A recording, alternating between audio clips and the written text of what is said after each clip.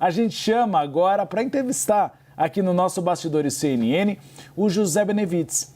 O José Benevides, ele é consultor em agronegócio, domina bastante esse assunto. José, seja bem-vindo aqui ao Bastidores CNN, a CNN Brasil. Gostaria de entender do senhor como o senhor vê o impacto desses 50%.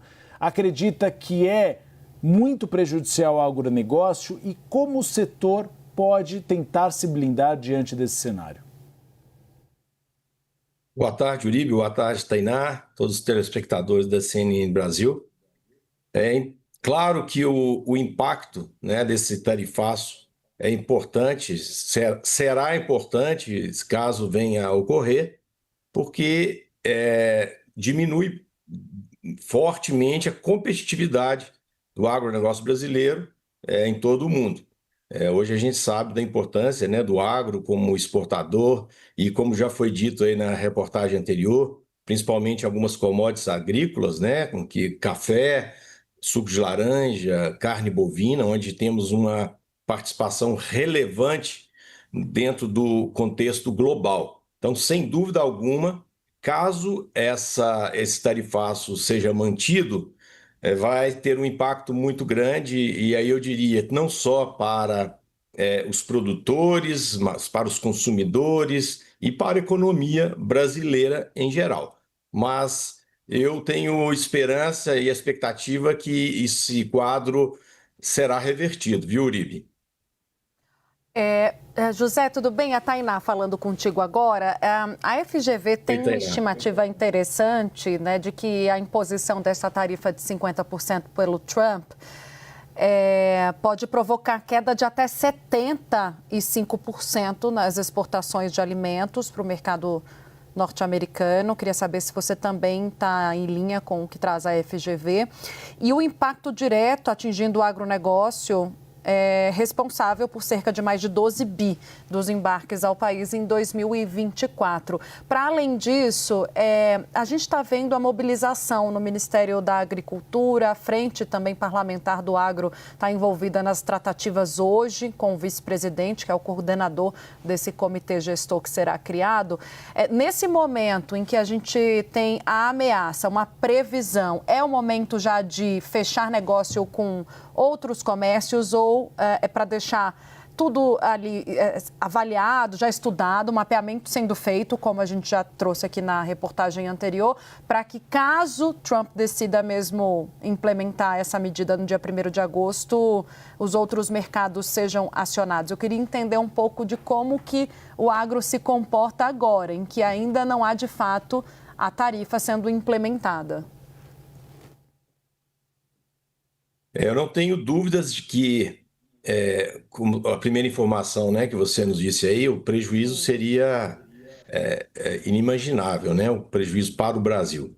E aí, falando das alternativas, assim que o Trump lançou, né, o tarifaço, eu em algumas entrevistas disse o seguinte, que precisamos de sair desse viés ideológico e levarmos para o negocial. E é o que está agora sendo sinalizado. Então, as entidades, né, de classe, todos os grupos de interesse aí das cadeias produtivas devem sim, né, se aliar à diplomacia brasileira, que infelizmente também tem que esquecer a questão ideológica e trabalhar em cima de entender realmente a realidade, né, do que está proposto, para onde, quais seriam as opções. Então, estamos no caminho certo em relação a tirarmos essa visão ideológica, política. E, claro, que a gente tem também que buscar alternativas, né? Existem vários mercados aí que o Brasil hoje ainda não atinge, e a gente acredita que sim, são duas coisas diferentes. Uma é tentar diminuir, né, essa taxa imposta pelo governo americano, e outra, mercados alternativos. Eu gostaria de lembrar, por exemplo, que no primeiro governo Trump, quando ele bateu de frente e já sobretaxou a negociação com a China, abriu um espaço enorme para o Brasil. Então, a gente não exportava tanto para a China, mas naquela época abriu-se a essas possibilidades. Veio a pandemia, foi uma oportunidade também que o Brasil conquistou espaço. E agora a gente tem que olhar também esse lado positivo, né? Eu vejo dessa forma. Temos que tentar negociação ao máximo, mas pode ser também alguma oportunidade de crescermos, de atingirmos mercados que até então e não tínhamos acesso. O senhor respondeu na última pergunta que acredita que realmente haverá um recuo. Por que o senhor acredita nesse movimento de Trump? Seria um recuo total, ou um percentual menor, ou a criação de cotas talvez para o agronegócio? É porque os Estados Unidos são muito dependentes, eventualmente, do café e da laranja? Pode haver realmente dentro do mercado americano uma pressão de Donald Trump? Uribe, isso é uma opinião pessoal minha, tá? Em que a história, né, do presidente Trump, com todo o seu poder, quando ele assumiu o mandato, esse mandato agora, ele já, no primeiro dia, ele já impôs para os vizinhos, né, no caso México e Canadá, olha, tarifa vai ser X%, só que ele queria, na verdade, negociar outras coisas, negociar questão de fronteiras, etc. Depois, em abril, ele lançou o Dia da Libertação, né, que dizia que iria impor 34% para a China e sobretaxar grande parte. E aquilo ali foi depois trabalhado e está sendo negociado. E agora, com o Brasil, né, uma declaração forte aí de que ele está procurando uma equalização, que existe um déficit. Não existe, pelo contrário, as exportações americanas em relação ao Brasil são superavitárias, né? Muito mais, eles exportam. Aí existe um dado do Ministério de 2007 para cá, o superávit de 88 bilhões de dólares a favor dos Estados Unidos. Enfim, eu acredito que sim, que é mais uma jogada, né, do presidente Trump, que é negociador nato, para tentar conseguir o que é melhor. Claro, de novo, tem um viés político. E aí os empresários, os políticos, né, o poder público brasileiro tem que tirar da mesa essa questão política, para que a gente tenha um melhor êxito, sabe? Deixar a questão política de fora.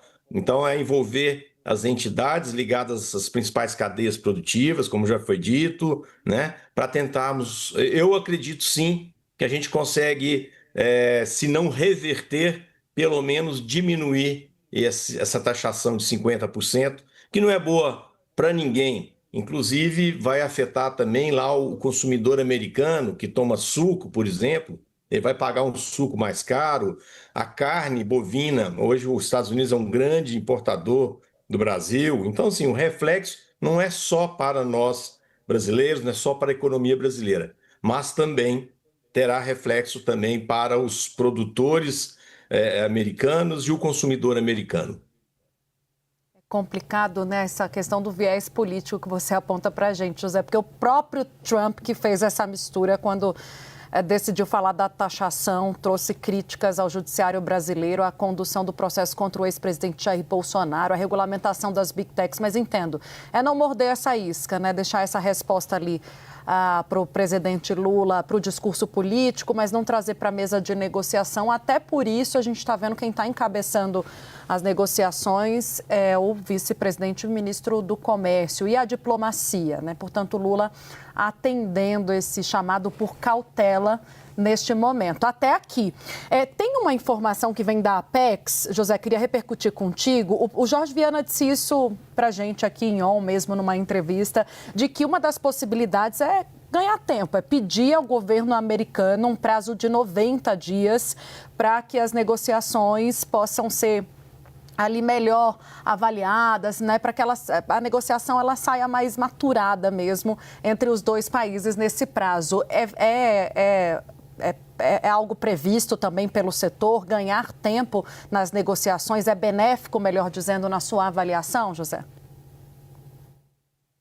Eu acredito que sim, Tainá, porque à medida que se ganha tempo, os nervos, né, que estão aflorados, né, vão se amainar e é possível também levarmos isso para uma questão mais técnica, entendendo cada cadeia produtiva, né, o papel de cada uma. Os Estados Unidos vão fazer essa análise também, ou seja, nenhuma medida abrupta é positiva para ninguém. E no que a gente ganha tempo também, nos dá a possibilidade de prospectar novos mercados. Isso é importante, né? E um outro aspecto, que aí, voltando para a questão política, também isso aí a gente ganha um tempo para isso, esse quadro, né, se delinear melhor. Eu acredito sim que ao solicitar esse tempo aí, essa prorrogação, né, de agosto por mais alguns meses, será positivo sim para nós e que a gente consiga um tempo para buscar novos mercados e também termos um efeito menos agressivo em relação à nossa economia, né? Porque quando a gente fala de agronegócio, a economia brasileira que está em jogo. Não, e toda essa expertise do agronegócio que é essencial até para a negociação de novos mercados.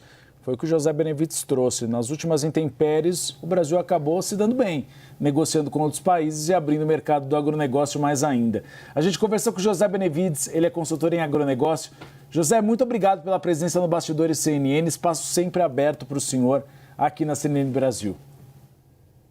Satisfação em falar sobre o agro com vocês. Um abração, Uribe. Tchau, Tainá. Tudo de bom.